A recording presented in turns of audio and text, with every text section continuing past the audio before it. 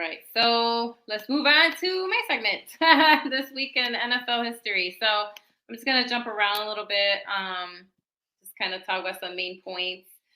So this is even though I know this is not a college show, but someone that covers diversity with Delilah, my segment, I always think that some of these stats are kind of important to talk about. So on December 6th, 1961, Ernie Davis of Syracuse, the halfback, became the first African American to win the Heisman Trophy award.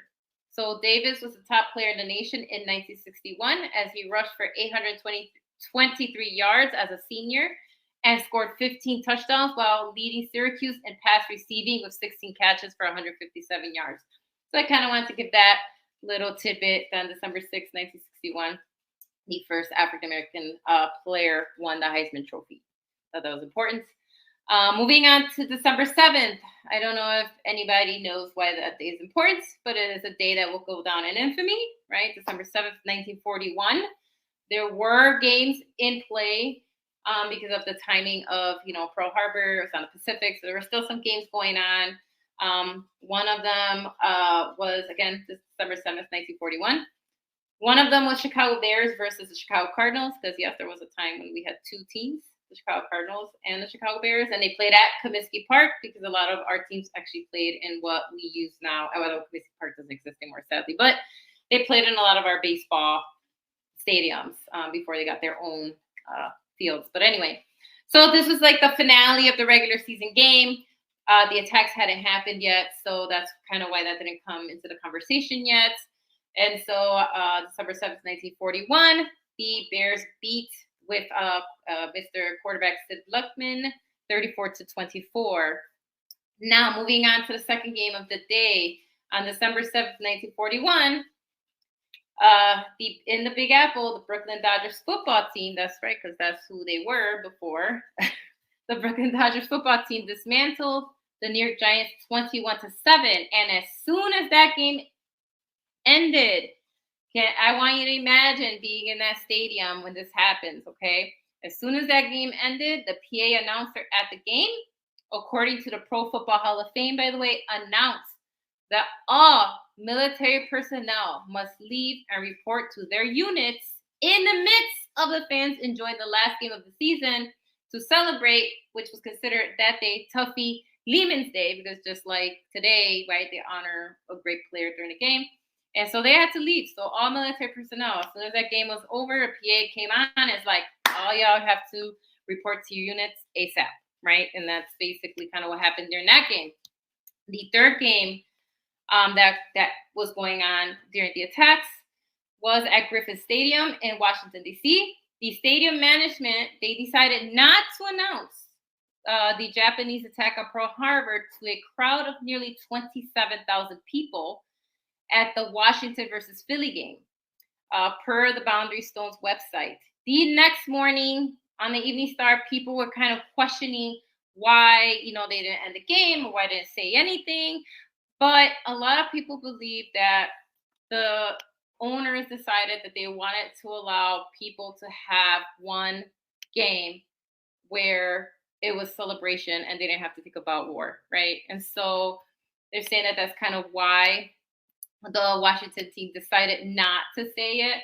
So it's again, some people feel that it was done to keep the fans distracted for a short time before they got that serious news of war, right? And so that's so those were the three games that were playing during the attacks at Pearl Harbor on December 7th, 1941. Alrighty, so let's move on to December 9th, 1934, the NFL Championship, also known as the Sneakers Game. So here's what happened during that game. At the Polo Grounds in New York City, a rematch of the two teams that played in the 1933 league team, the title game, because remember this before Super Bowl era. The Chicago Bears and the New York Giants faced off.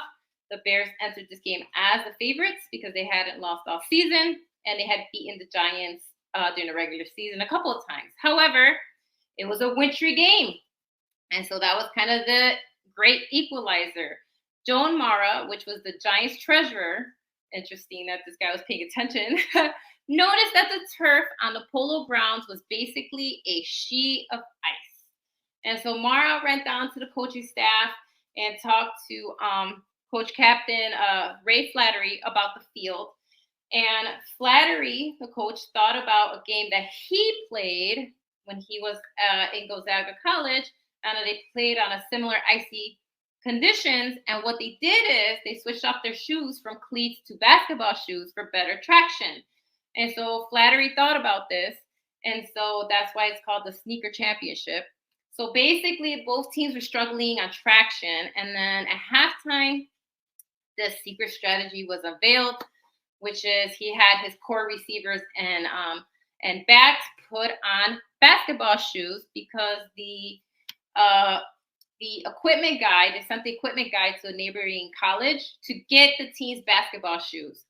And so during halftime, those receivers put on these basketball shoes that they had on loan. And so they came in with new shoes. They gained the advantage and scored 4 touchdowns in the final stanza and surprised the Bears by beating them 30-13. And so that's why that is considered the 1934 NFL championship as the sneaker game. So that's kind of where that came from. Something else that happened, which I thought was interesting, it's another controversial game. On December 12th, 1982, was the snowplow game, a controversial act that may have given a team a win, which was the Patriots versus the Miami Dolphins. In this game, which was played in Boston, Massachusetts, another cold and icy game, one of those games. It didn't discourage Miami from coming up there and saying, you know what, doesn't matter, we're going to put up a fight, right, against the home rivals. Both teams were dealing with insane conditions. Heavy rains had soaked the artificial turf of the stadium. And when the morning came of the game, it was frozen solid. It was basically ice on the fake grass. And then it started snowing on top of it, right? So you had ice and then snow. And so the NFL officiating crew used a special emergency rule during this game. During the timeouts, they would allow the teams to kind of plow and kind of try to clean up the stadium as much as possible to kind of battle this weather. But again, it was so bad that it wasn't until it was scoreless. So this game was scoreless through basically the whole game until the middle of the fourth quarter. The Patriots offense somehow managed to move the ball down near the Dolphins' 20-yard line, where the game was at the 4.45-minute mark.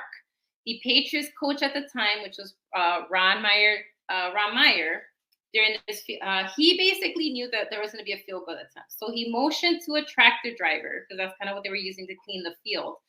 He motioned to him and told him to clear a path for the kick holder and for Matt Kavanaugh to place the ball for a 4th down field goal attempt. The driver basically was out in the field between plays, which freaked out both teams. They're like, what is going on? And so he drove onto the field and went right across the 20-yard line. And all of a sudden, the kicker had room to actually kick this field goal. So basically, New England kicker John Smith, with turf now exposed, booted the ball right between the uprights to give the Patriots the 3-0 lead. The Patriots went on to win that game by 3 because they also picked off the pass from a Dolphin during that drive. And so, yeah, so controversial. People obviously were like, that was, they felt like they cheated. The late Don Shula objected to the fairness of the play. But Pete Rozelle, he was the commissioner of the NFL at the time, was like, he has never recalled or objected to any game before. And so he wasn't going to reverse a play even then, even if though he agreed with the late Don Shula that maybe it was super fair that the Patriots coach sent a tractor to clear a path. And so that was the controversial game. So that was the snowplow game. Can you imagine that happened today? So two games that came down to the wire, both snow games. So I guess that's why we have domes now, right?